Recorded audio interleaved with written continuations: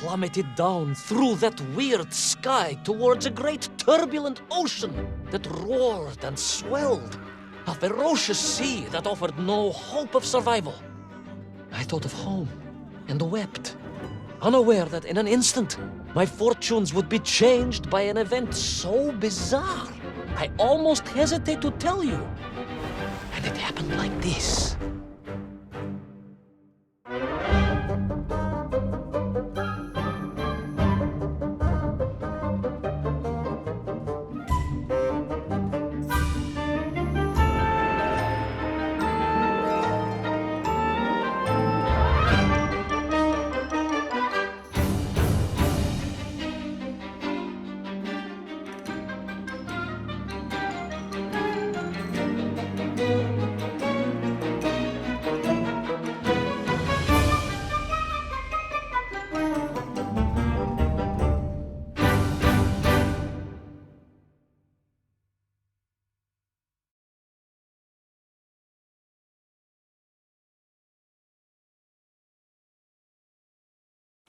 A giant whale? It was huge, General. You were swallowed by a giant whale. Yes, General. You look remarkably well for a man who was swallowed by a whale. I am blessed with a strong constitution, General.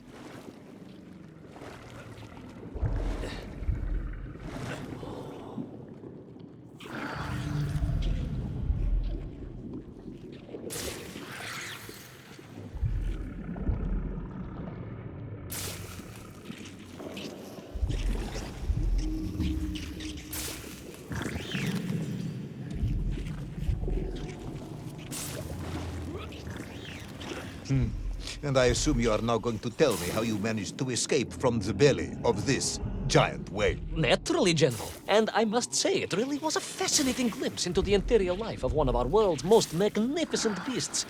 I consider myself a wiser man after this experience.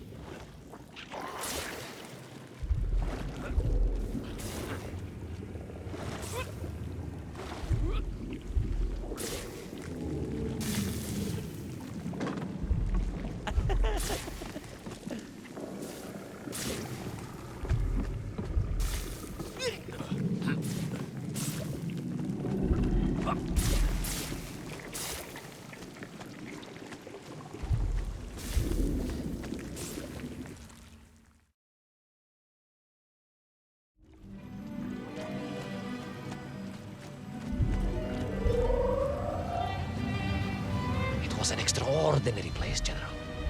I could perhaps deliver a lecture on the subject to Moscow University's Zoological Society, if you like. I only want to help.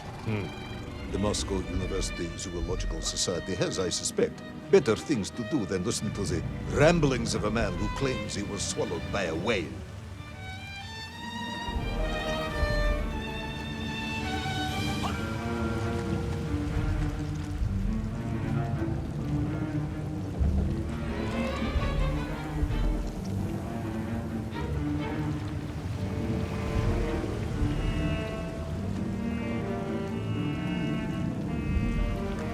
It is a shame, General. People can be so closed-minded. I, on the other hand, have little choice but to hear you out. For your own sake, Ivan Ivanovich, I must urge you to be brief. Absolutely, General. I will tell you directly of my miraculous escape from the belly of the whale. You simply won't believe what happened next. That is becoming a dangerously overused phrase, comrade.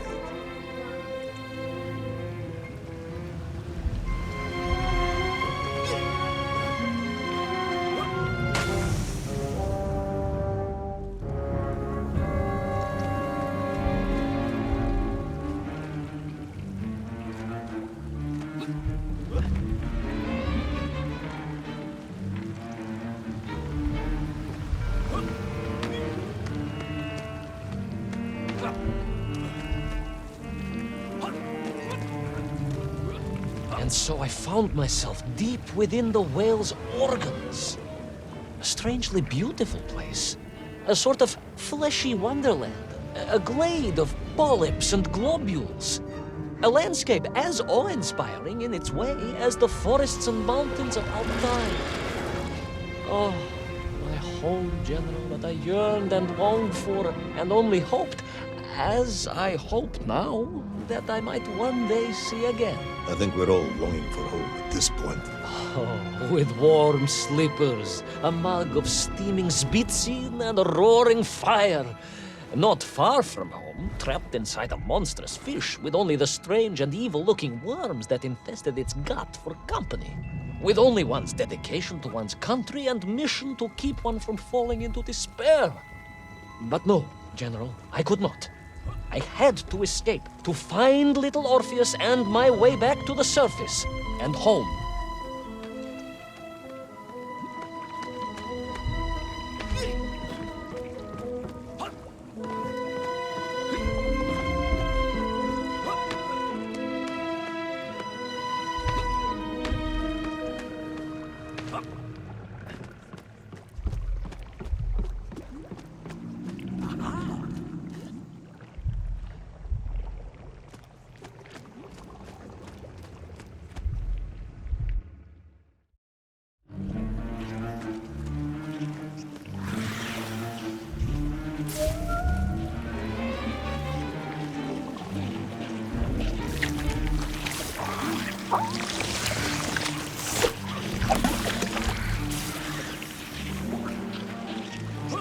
Worms, you say, living inside the whale. Oh, they were horrid things, those worms, General.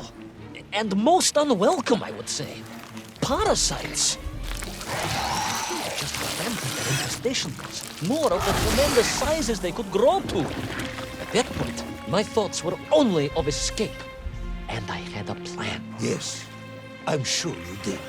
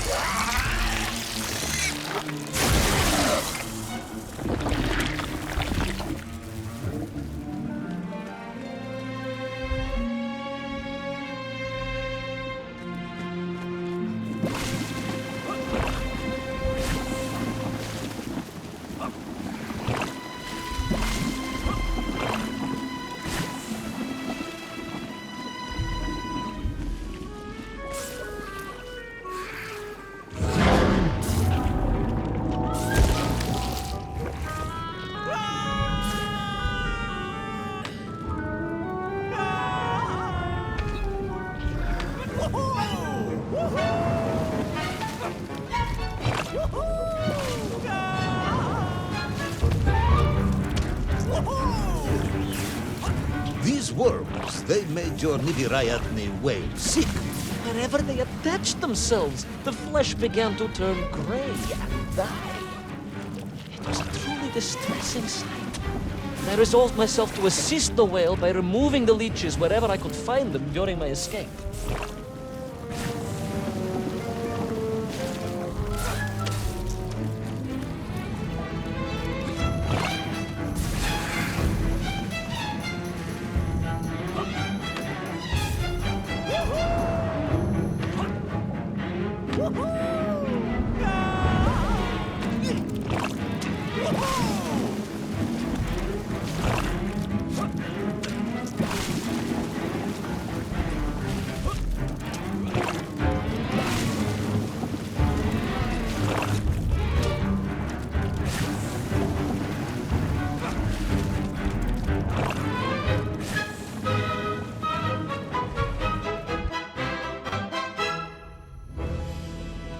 my mind, it was a simple plan, General.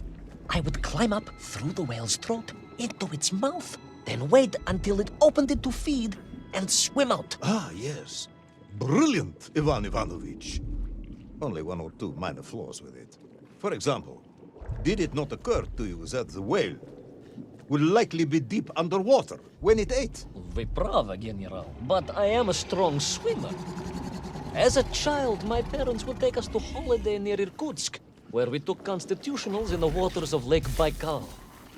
In fact, my mother often called me her malenький морской котик.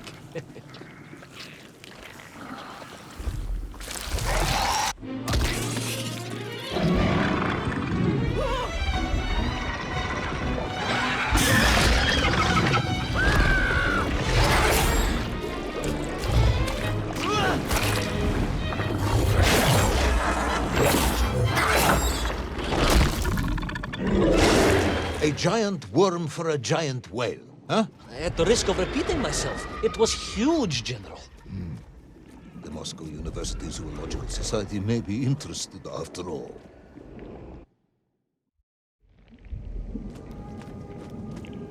Let us take a moment, Ivan Ivanovich.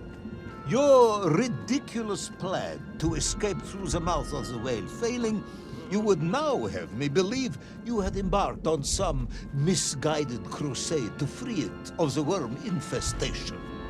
To what end, exactly? When one suffers, we all suffer, General.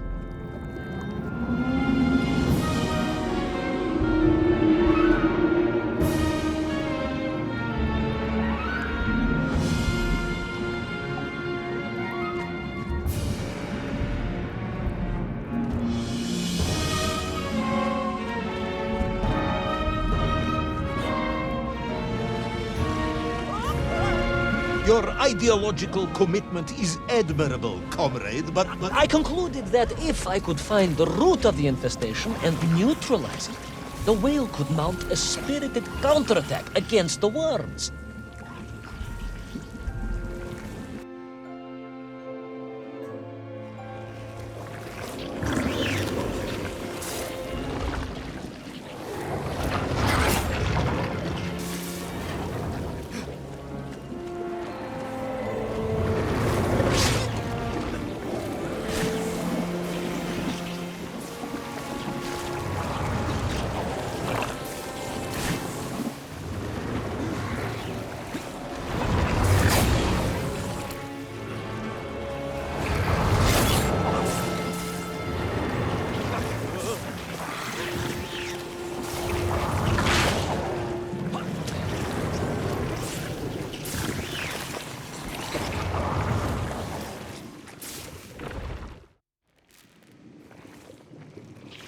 And then, victorious, the whale would surface to expel the remaining poisonous muck and slime from its body.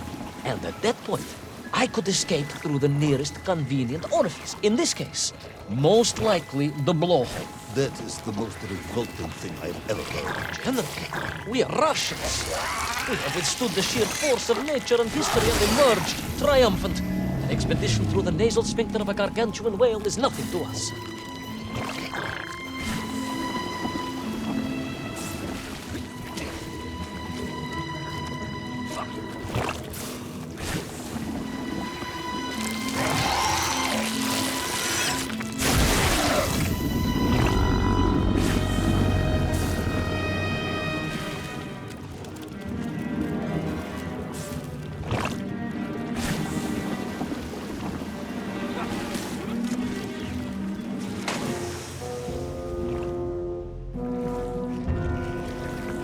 And then, victorious, the whale would surface to expel the remaining poisonous muck and slime from its body. And at that point, I could escape through the nearest convenient orifice. In this case, most likely the blowhole. That is the most revolting thing I've ever heard. Henry, we are Russians. We have withstood the sheer force of nature and history and emerged triumphant. An expedition through the nasal sphincter of a gargantuan whale is nothing to us.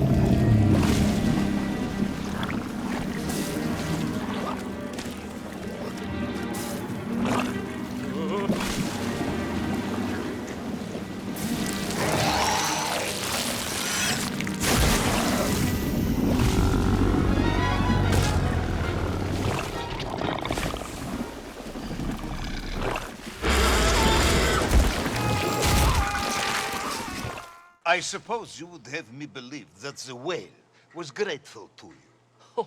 Well, General, that would be presumptuous. I doubt it was even aware of my presence.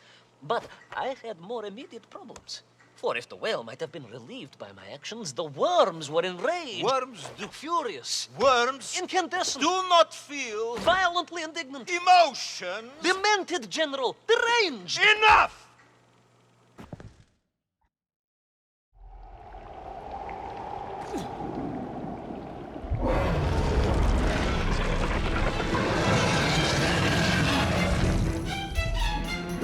Where is little Orpheus? Where is my bomb? Unless you are trying to tell me the whale swallowed that as well. No, it did not, General. That would be absurd. No, Ivan Ivanovich, you are absurd. Your story is absurd. This whole ridiculous fairy tale is absurd.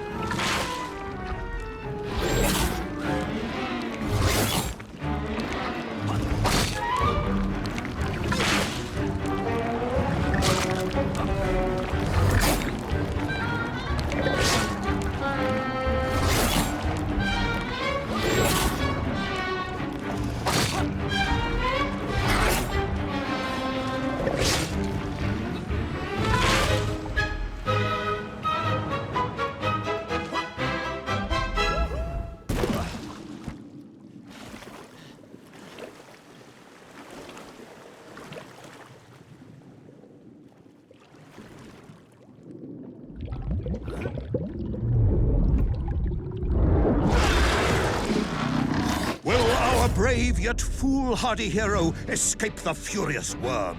Will he be doomed to spend his days trapped in the innards of a bad-tempered cetacean? Where is the whale swimming to in such a rush? And what will it do when it gets there? Is the general about to lose his temper and order the cosmonaut shot? All of these questions and more must surely be answered in the next exciting episode of Little Orpheus!